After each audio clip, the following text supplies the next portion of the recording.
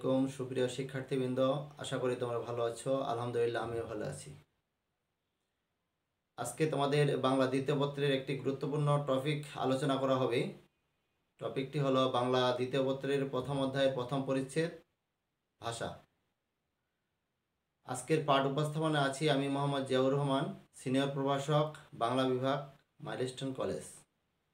শিক্ষার্থীরা, আজকের পাঠে আমরা যেসব বিষয়ে আলোচনা করব তা এক নজরে দেখে নেওয়া যাক।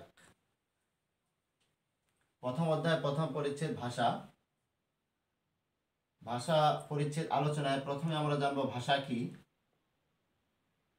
ভাষার সংজ্ঞা, ভাষার বৈশিষ্ট্য, বাংলা ভাষারীতি, সাধু ও চলিত ভাষার পার্থক্য, সাধু ও চলিত রীতির পার্থক্য। শিক্ষার্থীরা, আমরা এ পর্যায়ে ভাষা কি সে সম্পর্কে আমরা জানব।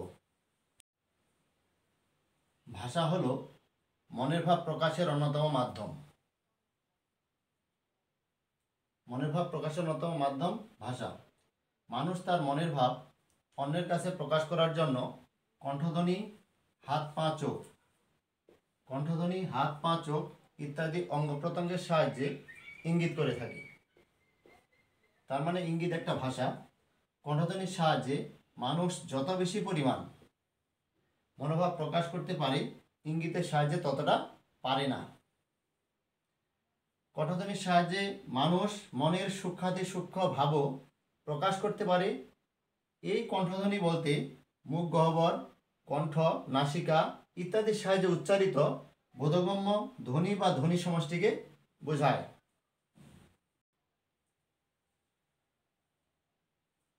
এই ধ্বনি ভাষার মূল উপাদান। ভাষার মূল উপাদান কি? ভাষার মূল উপাদান ধ্বনি। এই ধ্বনির সাহায্যে ভাষার সৃষ্টি হয়। কিসের সাহায্যে ভাষার সৃষ্টি হয়? ধ্বনির সাহায্যে ভাষার সৃষ্টি হয়। আর এই ধ্বনির সৃষ্টি হয় বাকযন্ত্রের দ্বারা। বাক যোগ যন্ত্র সমান সমান বাকযন্ত্র।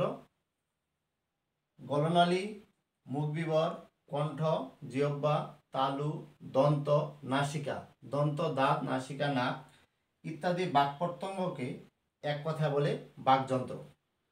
আর এই বাকযন্ত্রের দ্বারা উচ্চারিত অর্থবোধক ধ্বনির সাহায্যে মানুষের মনের ভাব প্রকাশের মাধ্যমকে ভাষা বলে। শিক্ষার্থীরা, আমরা এ পর্যায়ে ভাষাবিদদের দেওয়া ভাষার সংজ্ঞা সম্পর্কে জানব। বহু ভাষাবিদ ডক্টর মোহাম্মদ শহীদুল্লাহর মতে মনুষ্য জাতি যে ধ্বনি বা ধ্বনি সমষ্টি দ্বারা মনের ভাব প্রকাশ করে তার নাম ভাষা। ডক্টর সুকুমার সেনের মতে মানুষের উচ্চারিত বহুজনবদ্ধ ধ্বনি সমষ্টি ভাষা। আমাদের বিশ্বকবি রবীন্দ্রনাথ ঠাকুর ভাষা সম্পর্কে বলেন, সমাজ এবং সমাজের লোকদের মধ্যে মনের মিলন এবং আদান প্রদানের উপায়স্বরূপ মানুষের শ্রেষ্ঠ যে সৃষ্টি সে হচ্ছে ভাষা। শিক্ষার্থীরা, আমরা এই পর্যায়ে ভাষার বৈশিষ্ট্য সম্পর্কে জানব। ভাষার বৈশিষ্ট্য। ভাষা সৃষ্টির জন্য অন্তত দুটি মানুষের প্রয়োজন। আর ভাষা সৃষ্টি হয়েছে মানুষের জন্য। ভাষার প্রধান কয়েকটি বৈশিষ্ট্য হলো, ভাষাই মানুষকে অন্যান্য প্রাণী থেকে আলাদা করেছে। তাই যে কোনো ধ্বনি ভাষা নয়। যে ধ্বনি মানুষের বাকযন্ত্রের সাহায্যে উচ্চারিত, শুধু তাই ভাষার মূল উপাদান। ভাষার মূল উপাদান। ভাষা প্রতিনিয়ত পরিবর্তনশীল। বহমান নদীর মতো ভাষার ধারা ও গতি পরিবর্তন করে। ভাষা তার নিজস্ব ক্ষেত্রে স্বাধীন ও গতিশীল। যে কোনো বাধাই তার চলার গতি থামাতে পারে না। শিক্ষার্থীরা, তোমরা লক্ষ্য করো, দেশ, কাল ও পরিবেশ ভেদে ভাষার পার্থক্য পরিবর্তন ঘটে। দেশ, আমাদের দেশ বাংলাদেশ, আমাদের মাতৃভাষা বাংলা, আমরা বাংলায় কথা বলি। আমাদের পার্শ্ববর্তী দেশ ভারত, ভারতে হিন্দি ভাষায় কথা বলি। আবার পাকিস্তানে উর্দু ভাষায় কথা বলি। কাল পরিক্রমায় ভাষা পরিবর্তনশীল। আজকে আমরা যেভাবে কথা বলছি, ঠিক 200 বা 300 বছর আগে আমরা ঠিক সেভাবে কথা বলি নাই। পরিবেশভেদে ভাষার পার্থক্য ঘটে, এটা তোমরা সবাই বুঝতে পারো। তোমরা ক্লাসে সহপাঠীদের সাথে এবং শিক্ষকের সঙ্গে যেভাবে কথা বলো, ঠিক বাসার লোকজনের সঙ্গে তোমরা ঠিক সেভাবে কথা বলো না। তাই বলা হয়েছে দেশ, কাল ও পরিবেশ ভেদে ভাষার পার্থক্য পরিবর্তন ঘটে থাকে। যদি প্রশ্ন আসে কি কি ভেদে ভাষার পার্থক্য পরিবর্তন ঘটে, তাহলে তার উত্তর দেশ, কাল ও পরিবেশ ভেদে। বর্তমানে পৃথিবীতে ৩,৫০০-এর বেশি ভাষা প্রচলিত আছে। তার মধ্যে বাংলা একটি ভাষা। ভাষাভাষী জনসংখ্যার দিক দিয়ে বাংলা পৃথিবীর চতুর্থ বৃহৎ মাতৃভাষা। বাংলাদেশের অধিবাসীদের মাতৃভাষা বাংলা। বাংলাদেশ ছাড়াও পশ্চিমবঙ্গের জনসাধারণ এবং ত্রিপুরা, বিহার, উড়িষ্যা ও আসামের কয়েকটি অঞ্চলের মানুষের ভাষা বাংলা। এছাড়া যুক্তরাষ্ট্র ও যুক্তরাজ্য সহ বিশ্বের অনেক দেশে বাংলা ভাষাভাষী জনগণ রয়েছে। বর্তমানে পৃথিবীতে প্রায় 30 কোটি লোকের মুখের ভাষা বাংলা। শিক্ষার্থীরা, তোমরা লক্ষ্য করো বাংলা ভাষারীতি, কথ্য, চলিত ও সাধুরীতি। আমরা জানি বিভিন্ন ক্ষুদ্র ক্ষুদ্র অঞ্চলের জনগণ নিজ নিজ অঞ্চলের ভাষায় কথা বলে, অর্থাৎ অঞ্চলভেদে ভাষার সৃষ্টি হয়, আর এগুলোই আঞ্চলিক কথ্য ভাষা। অঞ্চলভেদে যে ভাষার সৃষ্টি হয় সেগুলোই হলো আঞ্চলিক কথ্য ভাষা। আঞ্চলিক কথ্য ভাষার অপর নাম উপভাষা। পৃথিবীর সব ভাষাই উপভাষা আছে। এক অঞ্চলের জনগণের মুখের ভাষার সঙ্গে অপর অঞ্চলের ভাষা অন্য লোকের কাছে দুর্বোধ্য হয়ে ওঠে, অর্থাৎ সহজে বুঝতে পারে না। উদাহরণ হিসেবে বলা যায়, চট্টগ্রাম অঞ্চলের মানুষের ভাষার সাথে দিনাজপুর বা রংপুর অঞ্চলের মানুষের মুখের ভাষার মিল খুঁজে পাওয়া যায় না। আবার সিলেটের লোকের মুখের ভাষার সাথে মানিকগঞ্জের লোকের মুখের ভাষার মিল খুঁজে পাওয়া যায় না।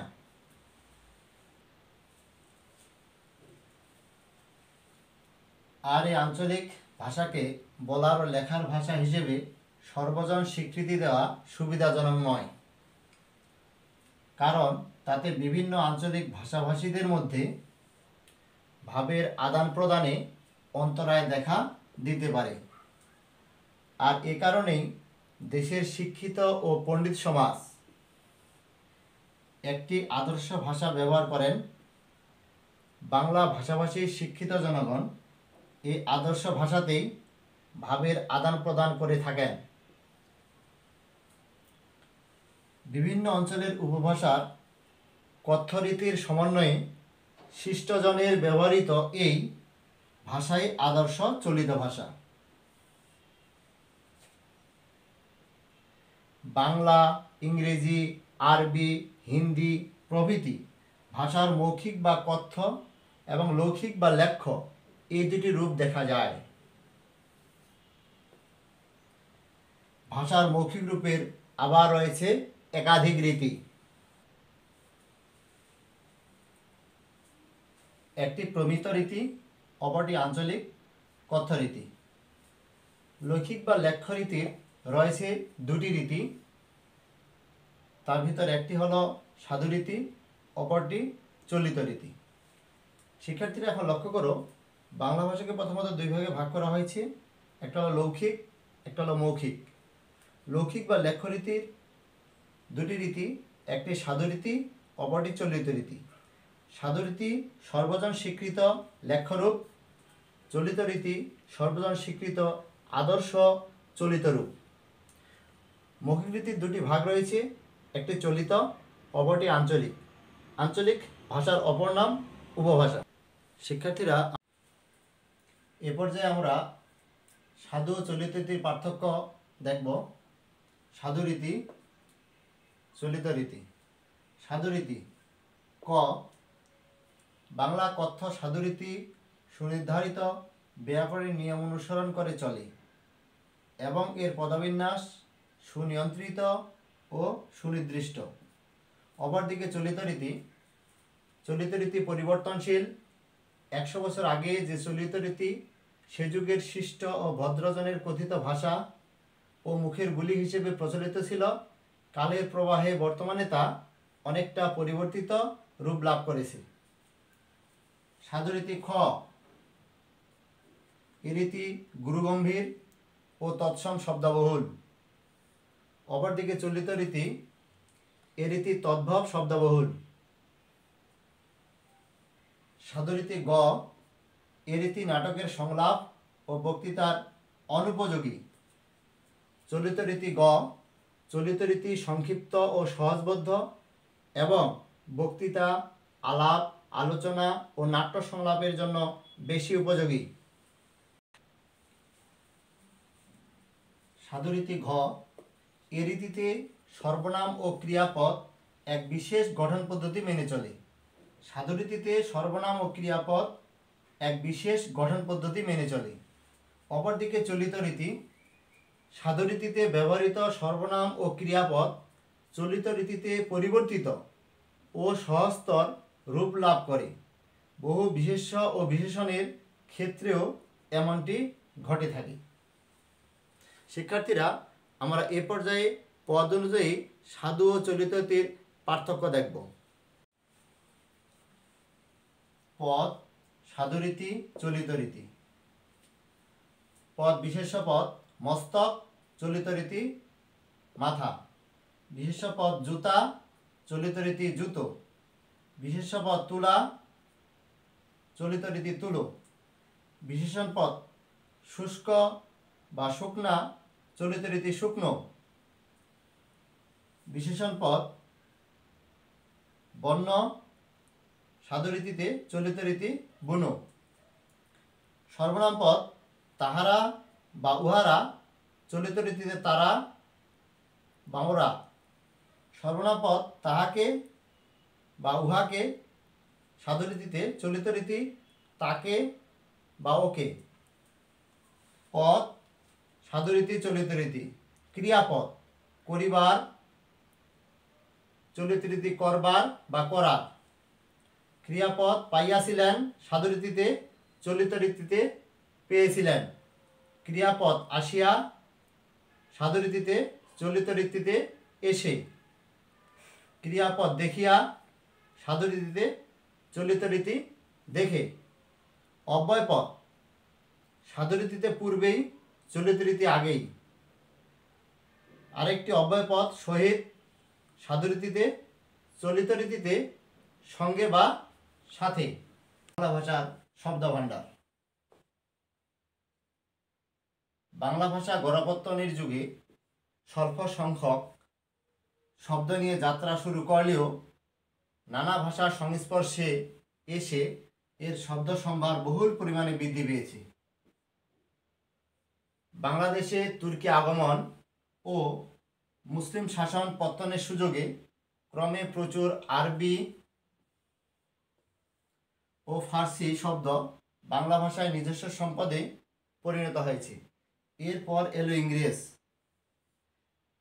শাসন আমলেও তাদের নিজস্ব সাহিত্য ও সংস্কৃতির বহু শব্দ বাংলা ভাষায় প্রবেশ লাভ করে। বাংলা ভাষা ওই সব ভাষার শব্দগুলোকে আপন করে নিয়েছে।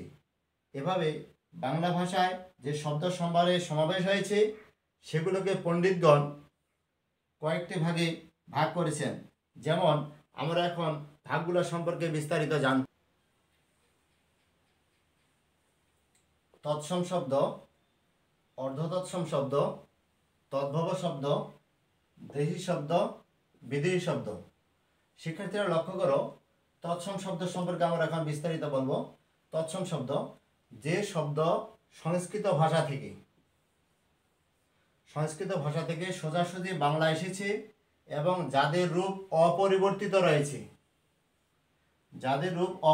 রয়েছে সেসব শব্দকে বলা হয় তৎসম শব্দ। তৎসম একটি পারিভাষিক শব্দ। এর অর্থ তৎ, তার, সম, সমান, অর্থাৎ সংস্কৃত। উদাহরণ হিসাবে চন্দ্র, সূর্য, নক্ষত্র, ভবন, ধর্ম, পাত্র, মনুষ্য ইত্যাদি তৎসম শব্দ। অর্ধ তৎসম শব্দ। বাংলা ভাষায় কিছু সংস্কৃত শব্দ কিছুটা পরিবর্তিত আকারে ব্যবহৃত হয়, এগুলোকে বলে অর্ধ তৎসম শব্দ। তৎসম মানে সংস্কৃত, আর অর্ধ তৎসম মানে আধা সংস্কৃত। উদাহরণস্বরূপ জ্যোৎস্না, শ্রাদ্ধ, গিন্নি, বোষ্টম, কুচ্ছিত এই শব্দগুলো যথাক্রমে সংস্কৃত জ্যোৎস্না, শ্রাদ্ধ, গৃহিণী, বৈষ্ণব, কুৎসিত শব্দ থেকে আগত।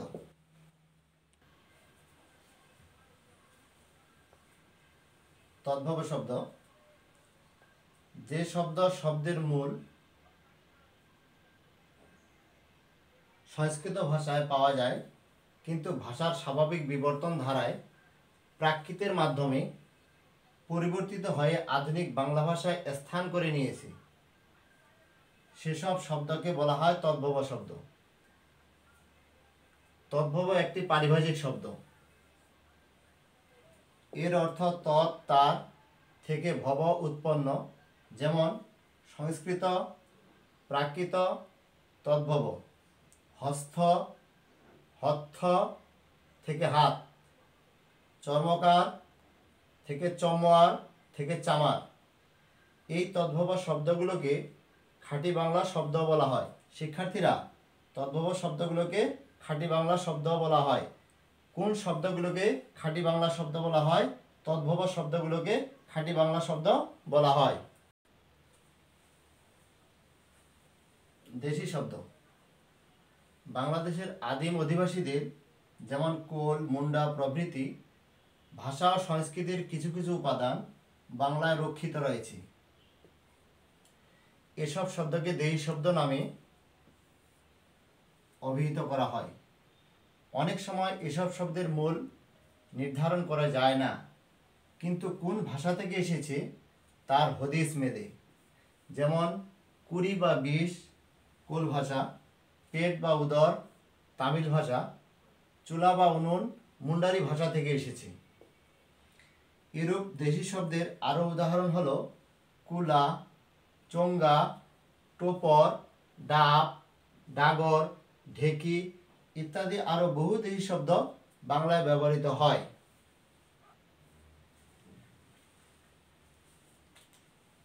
বিদেশি শব্দ। রাজনৈতিক, ধর্মীয়, সংস্কৃতিগত ও বাণিজ্যিক কারণে। রাজনৈতিক, ধর্মীয়, সংস্কৃতিগত ও বাণিজ্যিক কারণে বাংলাদেশে আগত বিভিন্ন ভাষাভাষী মানুষের বহু শব্দ বাংলায় এসে স্থান করে নিয়েছে। শিক্ষার্থীরা, তোমরা আবার শোনো। বিদেশি শব্দ। রাজনৈতিক, ধর্মীয়, সংস্কৃতিগত ও বাণিজ্যিক কারণে বাংলাদেশে আগত বিভিন্ন ভাষাভাষী মানুষের বহু শব্দ বাংলায় এসে স্থান করে নিয়েছে। এসব শব্দকে বলা হয় বিদেশি শব্দ। এসব বিদেশি শব্দের মধ্যে আরবি, ফার্সি এবং ইংরেজি শব্দই বিশেষভাবে উল্লেখযোগ্য। সেকালের সমাজ জীবনের প্রয়োজনীয় উপকরণ রূপে বিদেশি শব্দ এদেশের ভাষায় গৃহীত হয়েছে। এছাড়া পর্তুগিজ, ফরাসি, ওলন্দাজ, তুর্কি এসব ভাষারও কিছু শব্দ একইভাবে বাংলা ভাষায় এসে গেছে। আমাদের পার্শ্ববর্তী ভারত, মায়ানমার বা বার্মা, মালয়, চীন, জাপান প্রভৃতি দেশেরও কিছু শব্দ আমাদের ভাষায় প্রচলিত রয়েছে। শিক্ষার্থীরা, আমরা আলোচনার শেষ প্রান্তে এসে গেছি। বাংলা দ্বিতীয় পত্রের ব্যাকরণ অংশ থেকে তোমাদের 30 নম্বরের এমসিকিউ উত্তর দিতে হয়। তাই প্রতিটি অধ্যায়, প্রতিটি পরিচ্ছেদ তোমাদের খুব যত্ন সহকারে পড়তে হবে। সেই ধারাবাহিকতায় এই ক্লাসটি দেখার সাথে সাথে অবশ্যই তোমাদের পাঠ্য বইটা সাথে রাখতে হবে। পাঠ্য বইয়ের সাথে মিলিয়ে মিলিয়ে তোমাদের পড়তে হবে। তো আজ আর নয়, তোমরা সবাই ভালো থেকো, সুস্থ থেকো। তোমাদের সকলের মঙ্গল কামনায় শেষ করছি। আল্লাহ হাফেজ।